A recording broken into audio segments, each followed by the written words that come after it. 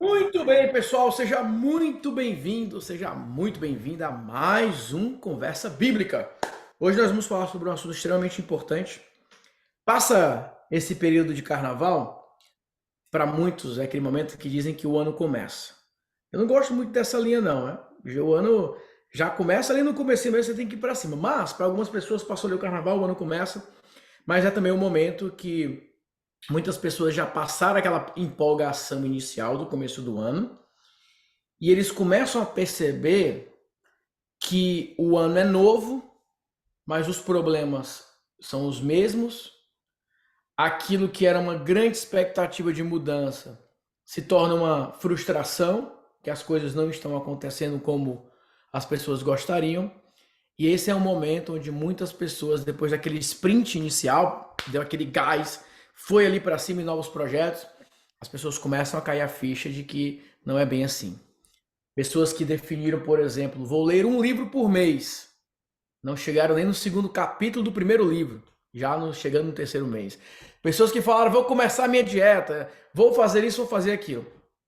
E muitas das vezes isso acontece, uma das metas que as pessoas colocam, esse ano, na minha vida espiritual, eu vou levar mais a sério. Vou ler a Bíblia todos os dias, pelo menos um capítulo.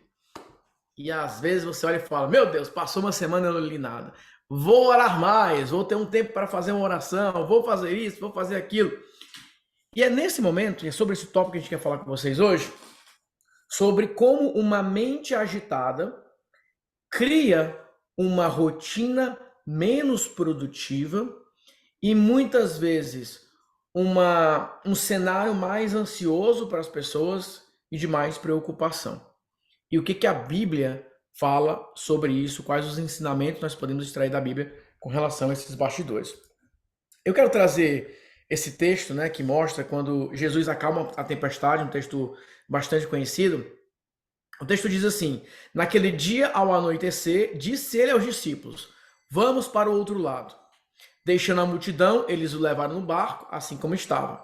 Outros barcos também o acompanhavam. Então nós temos aqui uma ordem de Jesus, temos aqui um grupo e ali um cenário já sendo montado. Ó, vamos ali para o outro lado, barco acompanhando, e fala no verso 37 que levantou-se um forte vendaval e as ondas se lançavam sobre o barco, de forma que este foi se enchendo de água.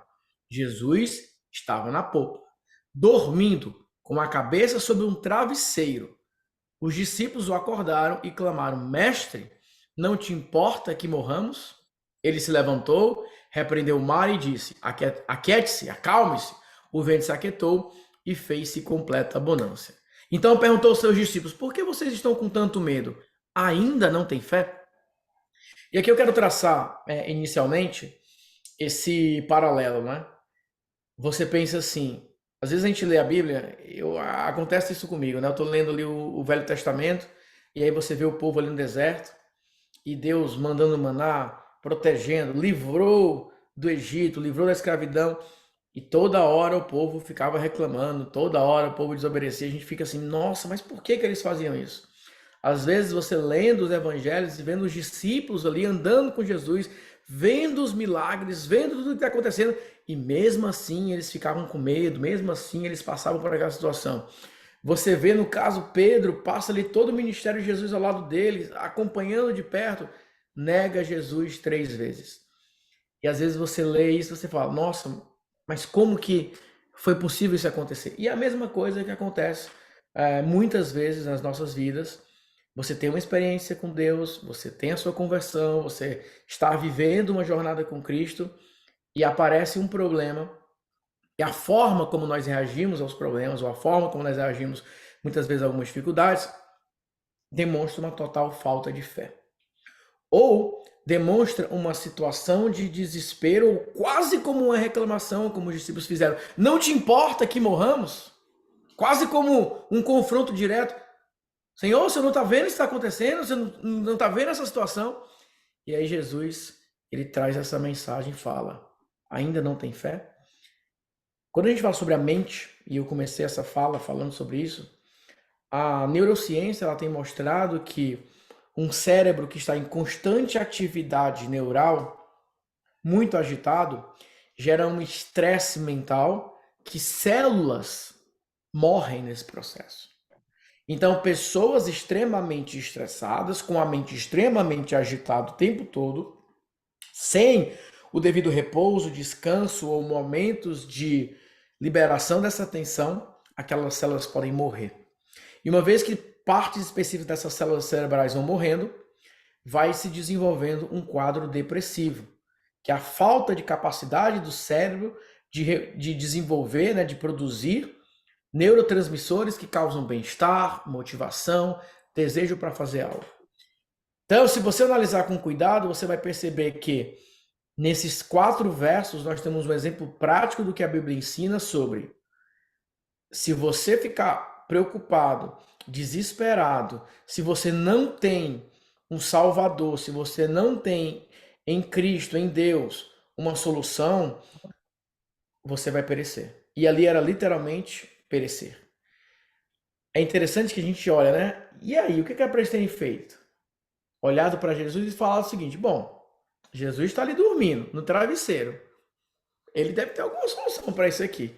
Então eu vou esperar. Eu acredito que se tivesse uma alternativa, hein, para marcar, essa seria a alternativa. Ah, se Jesus está ali quieto, vamos ficar quieto aqui esperando. É semelhante no avião. Quando começa uma turbulência, você olha ali para a aeromoça, você olha para o comissário e você fala assim: e aí? Ah, ele está de boa.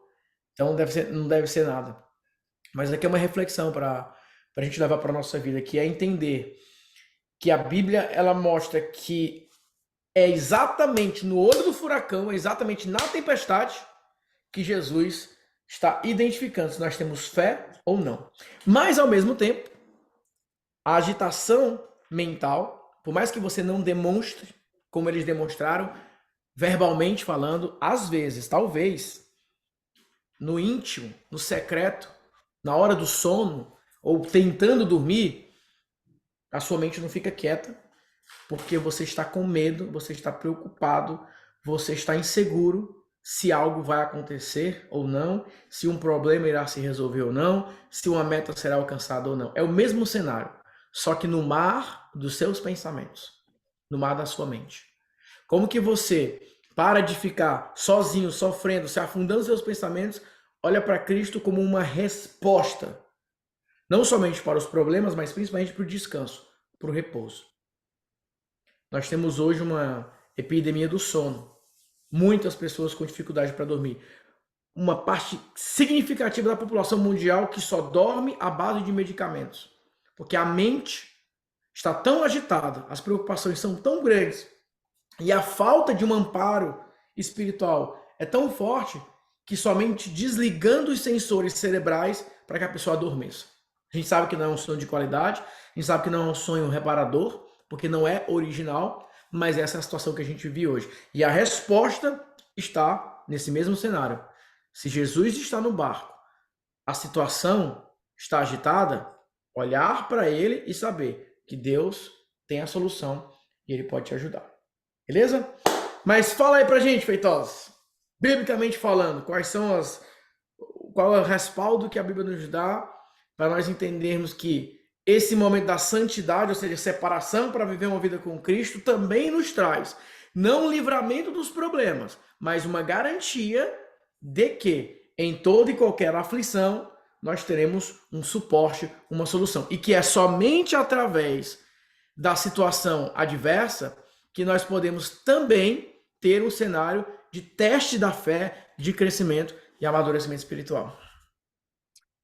Pois bem, uma das primeiras coisas que nós precisamos entender é que nós estamos envoltos de ataques. Existem ataques, digamos assim, na área pessoal, existem ataques na área espiritual, certo? Você mencionou, às vezes você quer ler um livro e aí as preocupações e as amarguras lhe impedem de você ler o livro. Aí você quer ter um projeto e esse projeto não vai para frente porque as turbulências, as tempestades da vida nos envolvem dentro desse contexto. E tem as questões espirituais também, né? E nós precisamos nos atentar para esses ataques. Mas, às vezes, nós ficamos dando um murro no ar, sem ter uma orientação, porque nós não buscamos a orientação onde, de fato, deve ser procurada. E a Bíblia, a palavra de Deus, ela é tudo. Ela é nosso professor, é nosso psicólogo, é nosso terapeuta. E todo tipo de assunto que você quiser saber, a Bíblia tem. E uma das armas com que a Bíblia, a palavra de Deus, nos ensina para que nós fujamos de certo tipo de tempestade, né? Não que nós vamos escapar das atribulações, dos ataques, mas nós vamos estar preparados para, quando vier esses ataques, você estar mais assim, reforçado, né? Para resistir e sentir menos impacto dessas circunstâncias que a vida nos mostra, né? Nos ataca. Então, uma das armas que nós aprendemos e que a Bíblia ensina, ela fala da santificação. Muitas vezes as pessoas têm uma compreensão errada de santificação. Acha que santo é aquele que não peca, aquele que não erra, aquele que não comete nenhuma falha. Mas, biblicamente falando, santificação é a separação, é você se separar daquilo que não convém. Por exemplo, as preocupações de nossas vidas são coisas que atrapalham o nosso dia a dia e o nosso progresso. Então, nós vamos nos santificar. Santificar no sentido de afastar essas preocupações, afastar essas coisas que fazem com que nós não subamos para o próximo nível, falando no aspecto pessoal. Mas levando para o lado espiritual, a santificação, ela nos ajuda, né, a não ficar sobre a influência do mal. No caso, o pecado. O pecado é tudo aquilo que faz com que nós andemos para trás, né? Quando nós nos afastamos das práticas do pecado, quando você se torna fiel a Deus, né, nos propósitos, né, e nos desígnios de Deus, essa fidelidade lhe gera obediência. E a obediência gera bênção. Então, quando nós nos santificamos, nós somos abençoados, né? Nós deixamos de estar sob a influência do pecado, nós somos protegidos da influência do pecado. E a Bíblia, a palavra de Deus, ela nos mostra que essa promessa que Deus nos dá é de que nós podemos refugiar nele. Nós podemos citar, por exemplo, o Isaías, no capítulo 26, verso 3, ele diz o seguinte: Tu, Senhor, guardará em perfeita paz aquele cujos propósitos está firme, porque em ti confia. Então, quando nós temos o propósito, né, de nos separarmos dessas coisas que nos puxam para trás, e nós nos aproximamos de Deus, e Deus nos abençoa e faz com que nós andemos para frente. E isso também nos livra das armadilhas que o mundo prepara para nós. Porque o mundo está cheio de armadilha. E se você não tiver uma proteção, você, obviamente, vai cair nela. A gente pode, por exemplo, ler o livro de Provérbios. Provérbios 16, 17, ele diz o seguinte: o caminho dos retos é desviar-se do mal. O que guarda o seu caminho preserva a sua alma. Então, a santificação, ela nos faz caminhar em caminhos retos. E, portanto, nós deixamos de cair em certo tipo de armadilha. Aí, nós devemos ter o entendimento de buscar a santidade, porque a santidade, no caso, a separação, ela nos orienta a evitar o mal e as preocupações, e as aciladas espirituais e as aciladas pessoais que impedem o nosso crescimento, o nosso desenvolvimento, que nós subamos para o próximo nível. A santidade é uma arma que Deus nos dá para que nós venhamos nos livrar de todo esse tipo de intempéries, né, que surge na vida, e hoje está cheio dessas coisas. Está cheio. O que não falta é preocupação, o que não falta é problema, o que não falta é confrontação, mas quando nós usamos das ferramentas que Deus nos fornece, obviamente nós sairemos menos machucados, né? E isso vai nos ajudar profundamente sobre isso, né? E nos protege, evidentemente, daquilo que tem causado na vida de muitas pessoas, que é as tribulações. Todos nós temos tribulações. Falou da tempestade. A tempestade. Mas quando aquela tempestade estava terrível, quem foi que acalmou a tempestade? Foi Deus. E nas tempestades de nossas vidas, quem vai nos acalmar é Deus, a proteção divina em meio às tribulações. O salmista, no Salmo 34, verso 19, ele é muito cirúrgico, quando ele diz: muitas são as aflições do justo. O justo tem preocupação, todos nós temos preocupação. Então ele diz: muitos são as aflições do justo, mas o Senhor os livra de todos. O Senhor nos livra de todos. Portanto, a santidade é uma promessa maravilhosa. E essa promessa maravilhosa que Deus nos dá é de que nós vamos... uma vida isenta de aflição. Não é uma vida isenta de aflição, aliás. Mas a palavra de Deus, as Sagradas Escrituras, elas garantem que Deus livrará o justo de todas as suas tribulações. Portanto, quando nós buscamos a santidade, quando nós confiamos na proteção divina, sabemos que Deus é o nosso refúgio e a nossa fortaleza. Ok? Maravilha. É isso aí, gente. É isso aí. Temos aí um embasamento bíblico para a gente levar em consideração e entender que existe, sim, uma maneira para você reduzir o nível da ansiedade, mas principalmente aumentar o seu nível de confiança, para que você possa passar aí por todos os desafios que nós temos, que não são poucos, mas a promessa nós temos que Deus, né? Jesus Cristo fala: eu venci o mundo. Então, o vencer significa não perecer. Então, não deixe que a sua mente possa travar você de cumprir o seu propósito e seguir essa jornada. Tudo bom?